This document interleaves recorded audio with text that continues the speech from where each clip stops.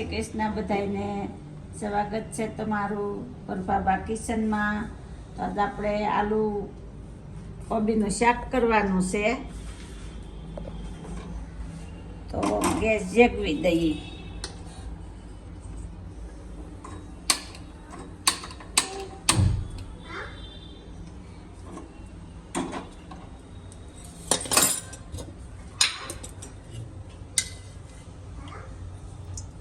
तीन पावड़ा तेल, 4 पावड़ा કોબીનું શાક ઓઇલમાં હોય તો મજા આવે.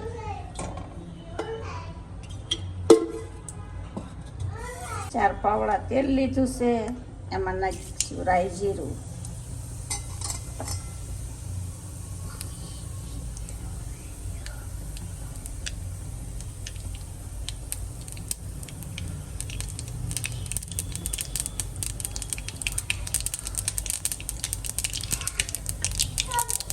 આવી ગયું. નાખશું હિંગ. હિંગ નાખીને શાક નાખી દઈશું.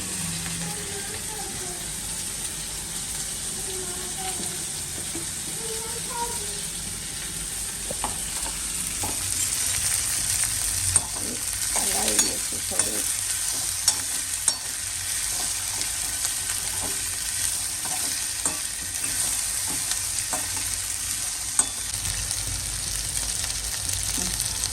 નાખી નિમક જોત પ્રમાણે.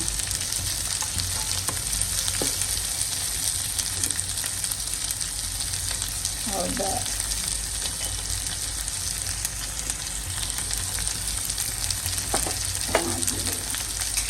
પછી ટમેટા નાખી દઈએ.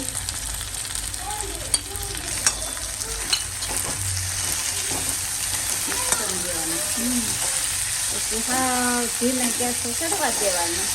કેટલી મિનિટ ચડવા દેવાની? 10-15 મિનિટમાં ચડી જાય. 10 મિનિટ તેલમાં હા તેલમાં જ ગળવા દેવાનું. એમાં નાખવાનું પાણી પછી મરચું નાખી દેવાનું. મરચું નાખી ઉતારી લેવાનું. ઢાંકવાનું? હા ઢાંકવું જ પડે. ઢાંકીને 10 મિનિટ ગરમ થવા દેવાનું. ઢાંકી એટલે વહાણ અંદર ઉતરે સડી જાય. ઓકે. આપણે આને ઘડીએ હલાવવું પડે. જો ખાવ સડી ગયું છે. નકર બેસી જાય. નકર તો બેસી જાય ને. નકરા તેલમાં હોય ને એમાં પાણી ન હોય એટલે બેસે છે. બરાબર. એટલે હલાવ્યા કરવાનું. હા 2 મિનિટ ચમચો ફેરવે ત્યાં સુધી. હા હવે તો હાવ કળી ગયું છે. હવે મરચું ફેરવી દઈએ.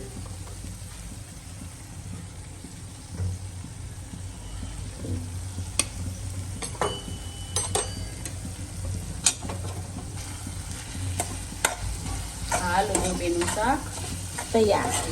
અને ખાટું ખાવું હોય તો લીંબુ થોડું. હા એ તો ખાટું ખાતા હોય એટલે લીંબુ નાખવાનું. અમારે બા દાદા ખાટું નથી ખાતા એટલે અમે લીંબુ અવોઈડ કરી ટમેટો એક નાખી દઈએ. મસ્ત શાક બન્યું છે બા.